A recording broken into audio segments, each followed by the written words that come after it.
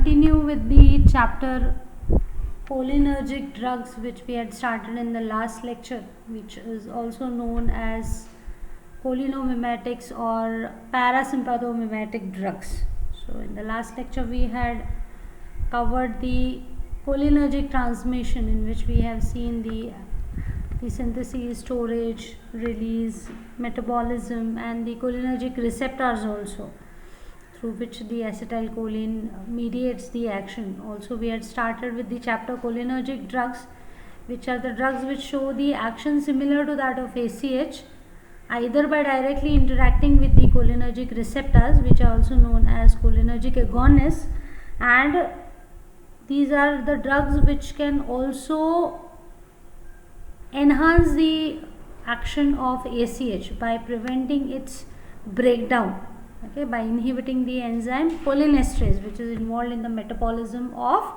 ACH. Okay, so in the last lecture we have covered the first class of cholinergic drugs, that is cholinergic agonist. Okay. Now in today's lecture we shall cover the second class, that is anticholinesterases. Okay, so as the name implies, and we have seen earlier, these are the drugs which are involved in the inhibition of the enzyme cholinesterase or acetylcholinesterase, to be specific. Okay, so as a result of inhibition of this enzyme involved in metabolism of ACH, so it will protect the acetylcholine from hydrolysis, and it can produce the cholinergic effects in vivo and potentiate the action of ACH both in vivo as well as in vitro. So it will enhance the action of ACH by preventing its breakdown or metabolism. So it will allow to act for a longer period of time. Okay, ACH will be allowed to act for a longer period of time. Now apart from this, even there are certain anticholinesterases which can even have direct action on the cholinergic receptors also. They can themselves also bind to the cholinergic receptors and stimulate them to produce the action similar to that of ACH. Okay. Now before going into the individual drugs, let us see some of the points relating to the chemistry. We will not go much into detail with the structures, as it is not important for us in the pharmacology, but of course it is important to know certain substitutions at certain points, because it affects the pharmacology of the drug. Okay, so basically these anticholinesterases, these are either esters of carbamic acid, or these are the derivatives of the phosphoric acids. Okay, so these may be either carbamates or organophosphates, as we have seen under the classification also. Basically the classification of anticholinesterases, it is as reversible inhibitors and irreversible inhibitors. So over there we have seen that certain drugs are carbamates and certain drugs are organophosphates. Okay, even there is tecrine, which is acridin. Okay, so let us understand these structures, okay, because certain properties will depend upon these structures. So as we have seen that it is the esters of carbamic acid, okay, or it is a derivative of the phosphoric acid. So accordingly these may be mainly of two types, anticholinesterases. They may be either carbamates or organophosphates. So they, within the carbamates, if we consider here this substitution at R1, okay, if this particular substitution it is involving a tertiary amino nitrogen, okay. For example, physostigmine, it has a tertiary amino nitrogen at the R1 position. So this particular substitution, it makes the compound more lipid soluble. Okay, presence of a tertiary amino group over here at this position R1. Whereas in the other carbamates, if you see, say for example neostigmine and others, at this particular position, that is R1, it has a quaternary nitrogen. So it will have a plus charge on it, right? So as a result of this, these compounds, that is neostigmine and others, which have a quaternary nitrogen at the R1 as a substitution, so it will become lipid insoluble in nature, right? It becomes more polar in nature. Okay, of course lipid solubility is quite important, as we have seen. For any substance or any drug to cross a membrane, lipid solubility is quite important, right? The more lipid soluble it is, more easily it will cross the membrane, which is involved at almost every kinetic step: absorption, distribution, metabolism, excretion. It has to cross the membranes, right? So that's very important for us. Okay, even if you consider the organophosphates, these are highly lipid soluble in nature. All of them except ecothiophat, all the organophosphates, these are highly lipid soluble in nature. Whereas in case of carbamates, physostigmine is lipid soluble in nature, whereas neostigmine and all the other congeners, these have quaternary nitrogen, so they are lipid insoluble in nature. Whereas in case of organophosphates, most of them are lipid soluble in nature except ecothiophat, which is water soluble in nature. Okay, so with this brief introduction to the chemistry, let us begin with the anticholinesterases pharmacology. So firstly we will consider the mechanism of action of anticholinesterases. So as it is very clear from the name, and also we have seen earlier, anticholinesterases are those which can inhibit the enzyme acetylcholine esterase involved in the metabolism of acetylcholine. So as a result of this inhibition of this metabolizing enzyme, ACH metabolism or hydrolysis will be inhibited, and ACH will be potentiated. The action of ACH will be potentiated. Now exactly how this particular inhibition of this enzyme takes place by anticholinesterase, that we will see in detail over here. Okay, how exactly the hydrolysis of ACH takes place by this enzyme acetylcholinesterases, and how these anticholinesterases inhibit this particular enzyme. Now as we have seen that there are two types of anticholinesterases, that is carbamates and organophosphates. So these carbamates will carbamylate the enzyme, and the phosphates or the organophosphates, they will phosphorylate the enzyme at this esteratic site. Okay, now basically this acetylcholine esterase enzyme, its active site which is involved in the hydrolysis of ACH, it forms a gorge. Okay, so there is a gorge which contains an anionic site. Now this anionic site, it is present near the glutamate at the position 334, and there is an esteratic site. So there are two sites, anionic site and the esteratic site. Now this esteratic site is formed by serine at position 203 and histidine at 447.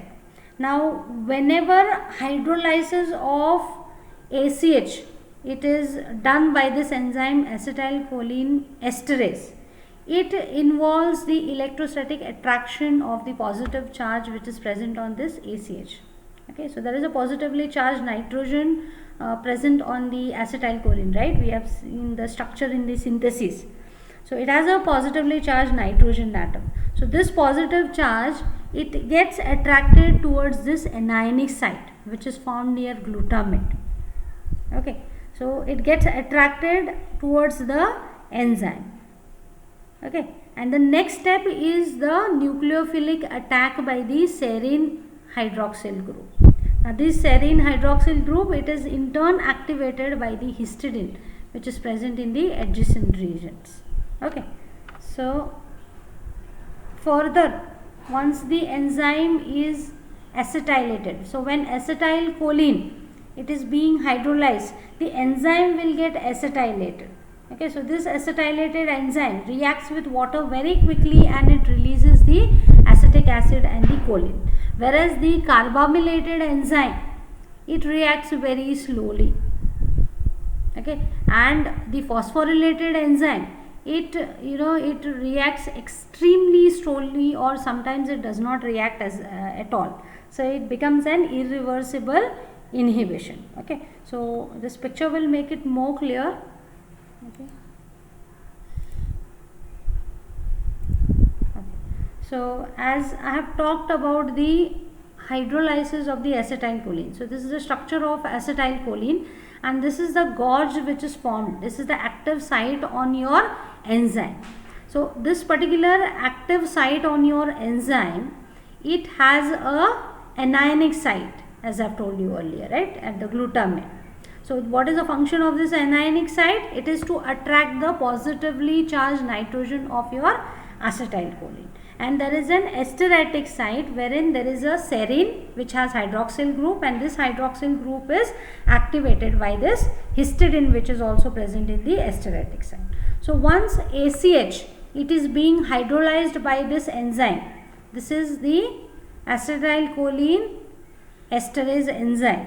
So here there is a negatively charged area which attracts the positively charged nitrogen on your ACH. So it gets oriented over here. So positively charged nitrogen, it gets attracted towards this anionic site. Now what happens once it is getting attracted and it gets oriented, this hydroxyl group of the serine which is activated by histidine, it attacks the ACH, okay, at this particular position. Okay, so because of this nucleophilic attack, it will break down this acetylcholine into acetate and choline. So it gets separated, both of them. Now what has happened? Choline, actually it is free, right? It is only here because of this attraction towards this negative charge, right? So it is totally separated from the acetyl. So now what has happened? The acetate group which is present in the acetylcholine, it has got bound to your enzyme, right? Okay, on this particular serine molecule. Okay, so now the enzyme is being acetylated. So it is said that the enzyme is acetylated because the acetyl group has got transferred onto the enzyme. So you can say that this is an acetylated enzyme. Okay, and choline has been set free. Now what is the next step? Next step is the hydrolysis. So you can see over here, it reacts with water extremely rapidly. Okay, so this reaction, further hydrolysis, it occurs very quickly and it will result in the hydrolysis. That is, this acetyl group will be separated as an acetic acid and choline will be set free. So this is how exactly the acetylcholine is hydrolyzed. Okay, first is the attraction towards this anionic site, next is the nucleophilic attack, okay, so that the enzyme gets acetylated and the choline is set free, and the next step is hydrolysis in presence of water so that this acetate group is released in the form of acetic acid and choline is also set free. So acetylcholine has hydrolyzed into acetate and or acetic acid and choline. Okay, now this is to do with the normal hydrolysis of acetylcholine. Now let us see what happens with the anticholinesterase, how they inhibit this enzyme. Okay, so these particular anticholinesterases also have similar type of structure. Okay, so they also get attracted by this particular site and they also get attacked by this serine hydroxyl group. Okay, so as a result of this, what will happen is the enzyme has got carbamylated now. Okay, so these are the carbamates which has reacted with your enzyme. So enzyme is said to be carbamylated now. Now further, next step is what? The hydrolysis, right, in the presence of water. But you can see over here, this reaction is very slow to occur. The enzyme gets carbamylated very quickly, but the hydrolysis, the further process takes place very slowly. It gets released, but it is very slow to take place. So similar process has taken place over here. The carbamates, they have also split into two over here. Okay, but this reaction is very slow to occur. So it keeps the enzyme inhibited for a longer period of time. Okay, so instead of your acetylcholine, your carbamates have gone and bound with your enzyme. So acetylcholine will not be hydrolyzed because the site is already occupied, which actually is involved in the hydrolysis of ACH. And what is happening with the phosphorylated enzyme? Actually, this is with oxime, but actually phosphorylated enzyme, it reacts very slowly or sometimes not at all. So this inhibition is an irreversible type of inhibition. Okay, so this is to do with the mechanism of action of anticholinesterases. Okay, so they will inhibit, just like acetylcholine binds and it is broken down by that enzyme, the similar way carbamates and organophosphates will also react with the enzyme. They will also be broken down, but the further process of hydrolysis, that takes place very slowly. Okay, so the process of reactivation of this inhibited enzyme, okay, maybe if edrophonium or tecrine, they have inhibited the enzyme, the reactivation, the enzyme, when it comes back to its activity, it takes less than 10 minutes. So the enzyme gains back its activity within a very short span of time. Okay, so these particular compounds are short short acting drugs. They have a very brief action. Okay, whereas reactivation of the carbamylated enzyme, this is also a reversible inhibitor, but here the reactivation of enzyme, it takes about 30 minutes time. Okay, but even though it is less than that of time required to produce a fresh enzyme. Okay, whereas the phosphorylated enzyme, it takes days for it to reactivate it, or sometimes the inhibition is such prolonged that the enzyme undergoes aging. Okay, so the enzyme will lose its activity. So this type of inhibition with the organophosphates, it is irreversible type of inhibition.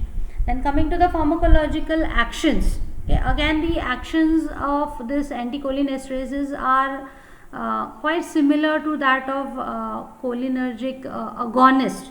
Okay, but the relative intensity of action on the muscarinic or nicotinic or the ganglionic sites or CNS, it is variable depending upon the agent, because their properties are different, right? Lipid solubility is different. Say for example, the lipid soluble agents such as physostigmine, we have seen that physostigmine, it is lipid soluble in nature, right? Organophosphates are highly lipid soluble in nature.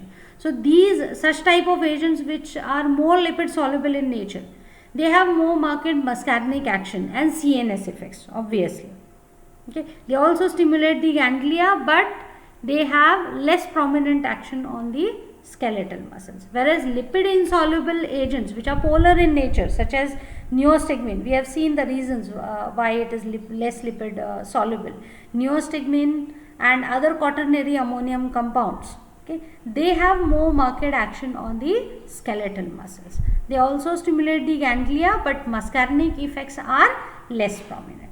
And also these type of compounds which are lipid insoluble in nature, they also cannot cross the blood-brain barrier. So central effects will not be there by these particular drugs which are lipid insoluble in nature. So accordingly the actions will be variable. Okay, now coming to the pharmacological actions of anticholinesterases. First location which is affected is the ganglia. Now in the ganglia, basically the termination of acetylcholine action, it is not mainly by hydrolysis. So this is quite less important in the ganglia. Okay, so as such prevention of the hydrolysis of ACH is not the main mechanism which is involved over here. Rather these anticholinesterases, they stimulate the ganglia mainly by interacting through the muscarinic receptor. As I have told you earlier that anticholinesterases themselves can also bind with the muscarinic receptor and stimulate them. So in the ganglia, basically they stimulate the ganglia by acting through the muscarinic receptors. Okay, high doses, it causes persistent depolarization of the nicotinic receptors. So as a result of this, it will result in blockage of transmission. Next effect is in the CVS. Actually, the effects on cardiovascular system is quite complex. Okay. Now, muscarinic action, it will result in bradycardia and hypotension, as we have seen earlier. Ganglionic stimulation, on the other hand, it will result in increase in the heart rate and the BP. Further, medullary centers are also affected by certain drugs. So this will further complicate this particular situation. Okay, so its actions on the overall actions on the CVS, these are quite unpredictable, and it depends on which is that compound, whether it is lipid soluble, lipid insoluble, and so on. So it depends upon the compound and the dose in which it is used. Next action is on the skeletal muscles. Okay, now ACH, it is released at this neuromuscular junction, as we have seen, and it makes the skeletal muscles contract by interacting with the NM receptors. Okay, so as a result of the action of anticholinesterases, it will prevent the hydrolysis of ACH in the NMJ. So whatever ACH is released, it will not be hydrolyzed, or it will not be metabolized very quickly, right? So what will happen? Its stay in that particular region will increase. Okay, so it will rebind, it will continuously go on binding to the same receptor again and again.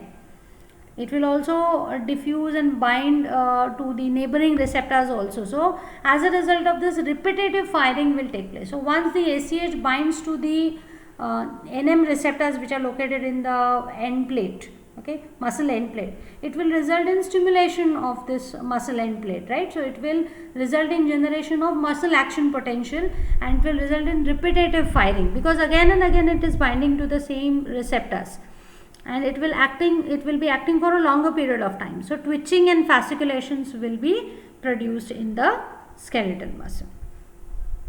Apart from this, if you apply this anticholinesterases to a curarized muscle, curare, it is a skeletal muscle relaxant type of drug which relaxes the skeletal muscles. So if you apply this anticholinesterases to such type of muscles which are curarized, which are relaxed, so they will enhance the contraction of such muscles. Even myasthenic muscles, those patients who are suffering from myasthenia gravis, their muscles, they are not able to contract appropriately. So if you administer such anticholinesterases to myasthenic patients also, the skeletal muscle contraction can be improved. Whereas higher doses, it will result in persistent depolarization of the end plates. So it will result in blockage of neuromuscular transmission. So as a result of this, weakness, muscle weakness will be produced, and sometimes paralysis may also be precipitated. Then CNS, only the lipid soluble anticholinesterases can penetrate the blood-brain barrier, and it can produce the general alerting response. Okay, cognitive functions are improved, especially in the Alzheimer's disease. So this is the condition wherein the person has problem with the memories or remembering thing. So it will help in improving the cognitive functions in such patients. So such kind of drugs are used in the treatment of anticholinesterases. These are used in the treatment of Alzheimer's disease. Okay. However, higher doses should not be used because excitement, mental confusion, disorientation, tremors, and even convulsions followed by coma. The person may go into coma. So you should be very careful while administering such drugs. Appropriate doses should be used. Other effects, of course, are produced indirectly as a result of prevention of the breakdown of the ACH. So it may result in stimulation of the smooth muscle contraction will take place. Then secretions from the glands may be enhanced from the GI tract, or respiratory smooth muscles contraction will take place. So bronchospasm may take place. Urinary tracts, ureters, peristalsis is increased. Even meiosis can be produced by anticholinesterases because ACH concentration is enhanced at this particular site. So its action is potentiated. Coming to the pharmacokinetics, physostigmine as we have seen earlier in the chemistry part, that it is lipid soluble in nature, right? Whereas neostigmine and other congeners, it is less lipid soluble, or it is more polar in nature, okay, because of presence of quaternary nitrogen atom. So physostigmine being more lipid soluble in nature, obviously its absorption from the GI tract as well as from the parenteral sites, it will be rapid because of its lipid solubility. When you apply it to the eye, obviously it can cross the cornea, it can penetrate the cornea freely, so you can apply this locally to the eye. Also, because of its lipid solubility, it can cross the blood brain barrier to produce the CNS effects, okay. And metabolism, it is mainly by the hydrolysis by cholinesterase. The neostigmine and other congeners, obviously these are polar in nature, so their absorption from oral sites will be poor, so that the oral doses are 20 to 30 times higher than the parenteral doses, so more dose will be required. Also, they cannot penetrate the cornea very effectively, or even they cannot cross the blood brain barrier because they are not highly lipid soluble in nature. And metabolism, it is partly by hydrolysis and partly excreted in the unchanged form in the urine. Whereas organophosphates, as we have seen under chemistry, that these are highly lipid soluble in nature, right? So they can be absorbed from almost any site. And metabolism, it takes place by hydrolysis as well as oxidation reaction, and little is exchanged in the excreted in the unchanged form. Now, this is the table showing comparison between physostigmine and the neostigmine or its other congeners. Physostigmine, it is a natural substance, it is a natural alkaloid which is obtained from Physostigma venenosum. And neostigmine, it is a synthetic compound, okay. So this is a main difference, the source is different. Chemistry, if you consider, as we have seen, tertiary amine derivative physostigmine is, that's why it is highly lipid soluble in nature, whereas neostigmine has quaternary ammonium compound. Oral absorption, physostigmine, it is good, whereas neostigmine, it is poor. CNS action, obviously physostigmine being lipid soluble, the CNS effects are present, whereas neostigmine, CNS effects are absent because it cannot cross the blood brain barrier. When it's applied to eye, physostigmine, it can penetrate the cornea, but with neostigmine it is poor penetration. Then direct action on the NM cholinereceptors, it is absent with physostigmine, it cannot act on the receptor, NM receptor, whereas neostigmine can. Prominent effect by physostigmine is produced on the autonomic effectors, whereas neostigmine acts mainly on the skeletal muscles. Important uses also, they differ. Physostigmine mainly used as a miotic in the treatment of glaucoma, whereas neostigmine mainly being acting in the skeletal muscles, it is used in myasthenia gravis. Dose also is differing, as you can see, and the duration of action is also different. Neostigmine has a shorter duration of action as compared to physostigmine. Then coming to the uses of anticholinesterases, the first use is as a miotic. Okay. Its property to produce meiosis, that is decrease in the pupil size, okay, or its action on the ciliary muscles. Okay. It is used in the treatment of glaucoma, okay, because it facilitates the outflow of the fluids which are formed in the eye. So as a result of this, it will help in decrease in the intraocular tension, okay, specifically used in the treatment of open angle glaucoma.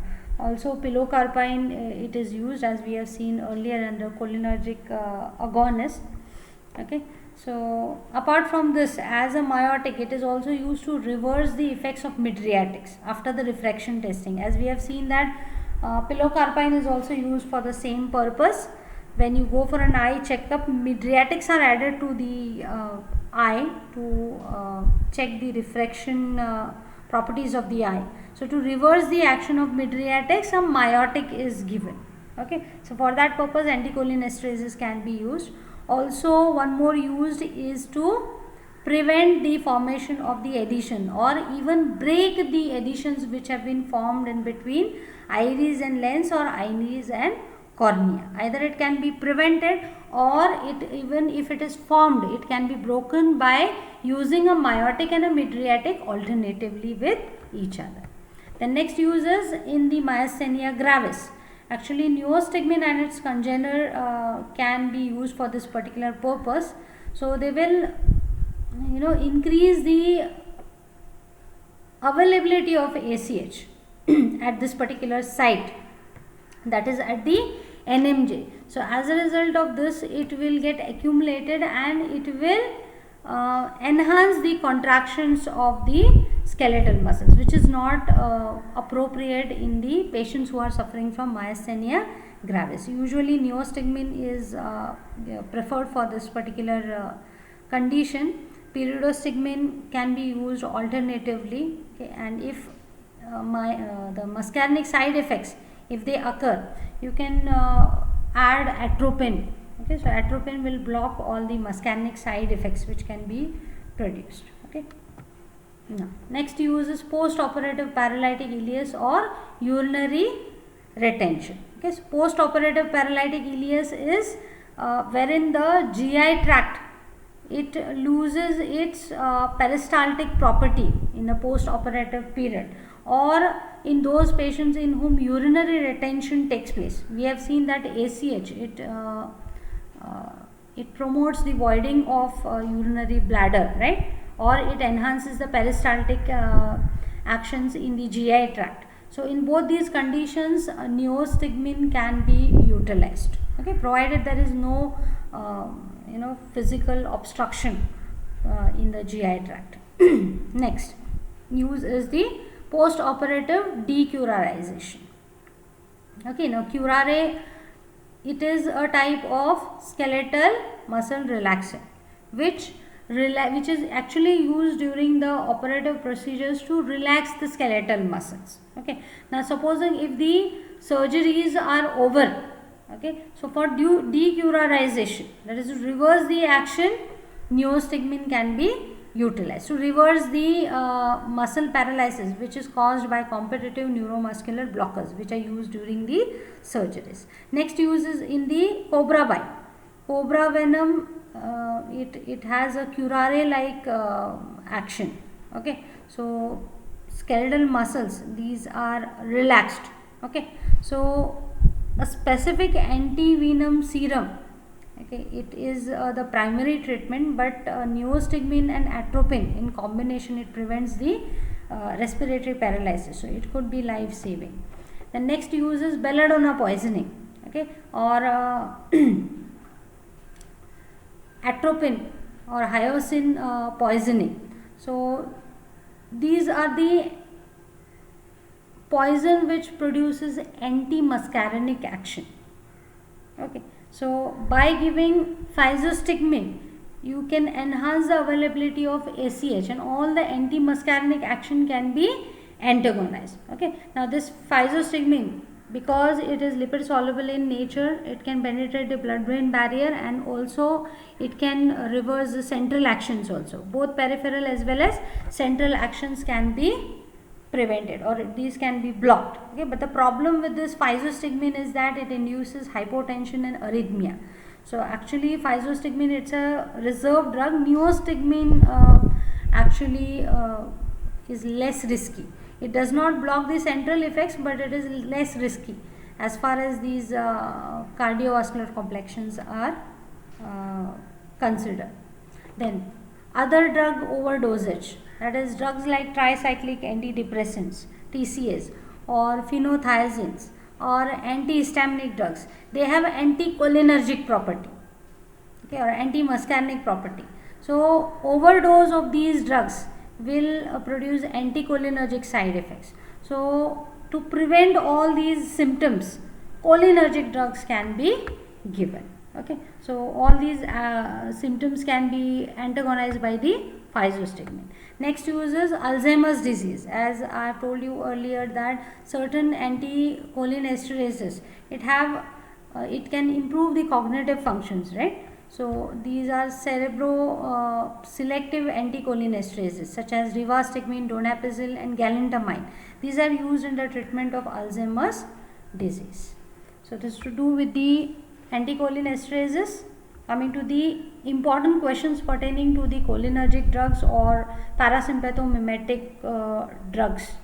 So the types of questions which can be asked include the synthesis, storage or release and destruction of the SCH note may be asked, or cholinergic receptors, classification of cholinergic receptors and the agonist, antagonist, its location or note may be asked, or classification of the cholinergic drugs may be asked.